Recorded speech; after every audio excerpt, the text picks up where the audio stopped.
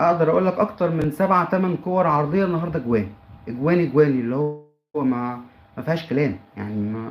جمل سهله وهجمات سهله جدا واختراقات كانت بمنتهى السهوله. حتى يمكن لاخر دقيقه في الماتش الراجل بياخد انذار بسبب برضه فاول اتعمل على عبود عمر اللي بيلعب في ناحيه الشمال.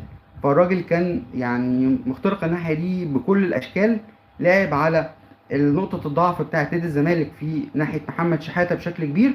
وهجوميا الزمالك النهارده يعني تقدر تقول ان هو كان بيسير الشوط الثاني بالطريقه بقى بتاعتنا، اللي هو انت خلاص جبت الجون وعارف ان الفرقه اللي قدامك بتضغط وعايزه تهاجم وبتاع، وانت عايز تموت اللعب وعايز تلعب الكره على الارض.